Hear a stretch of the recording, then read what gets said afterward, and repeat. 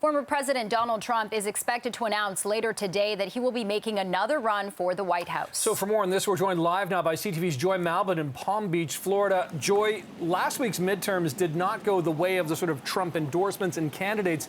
Is there any rumbling at all that he may be reconsidering, or does it sound like he's back in? I think it's a done deal. I mean, when his top strategists and Republicans are saying he's going to make this big announcement, he is going to make a third run at it. Donald Trump wants to be known as the comeback kid. He wants to run an underdog campaign, just like he did in 2016. And he wants to get ahead of all of the contenders because there's lots of talk. You saw Mike Pence, the former vice president, yesterday saying that he doesn't think that Donald Trump would be a good president and that there are lots of future choices out there like him.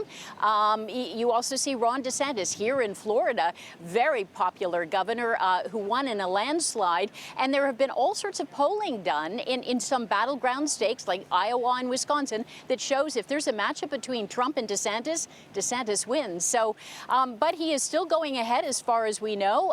Lots of activity behind me at Mar-a-Lago, getting ready for that big announcement at 9 o'clock tonight. All right. And Joy, you know, you might mention Mike Pence, and he was saying he was pretty terrified by the tweet that Trump sent out, which really got people to, target his family. And Republicans are not all on Trump's side. Some have been calling him the nickname Trumpty Dumpty. So in terms of his supporters right now, who are they really?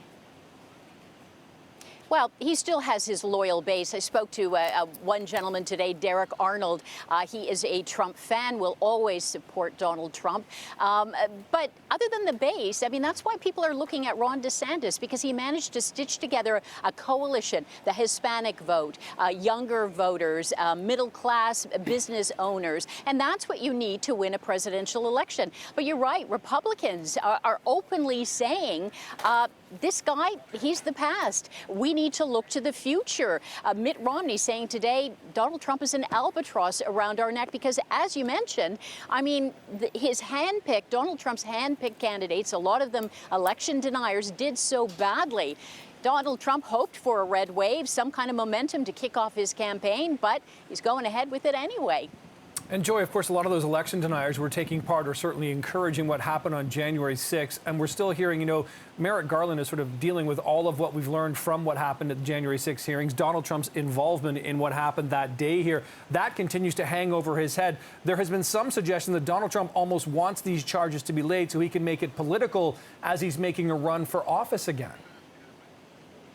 Well, we all know that Donald Trump likes a fight and he likes being in the spotlight. But yeah, the thinking is that if he declares tonight, which we all expect him to do, that he can try and demolish future contenders. Maybe Ron DeSantis doesn't run. He can run in another 4 years. And he is seen as the big threat to Donald Trump because, of course, Donald Trump has been attacking him viciously over the past few days, calling him Ron DeSanctimonious. But the other thinking, too, is that Donald Trump believes that by running and being perhaps nominated as the Republican nominee for the presidential election, that perhaps this would shield him from all the mounting legal charges that he's facing. But it's interesting to note, January 6th, the insurrection and what the committee investigating those riots have discovered, putting the blame squarely on Donald Trump for those attacks.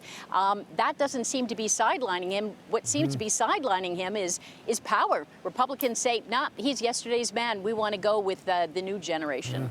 And yet he'll get his moment to be in the spotlight again tonight. All right, CTV's Joy Malbon live for us in Palm Beach, Florida. Appreciate it. Thanks. Thank you, Joy.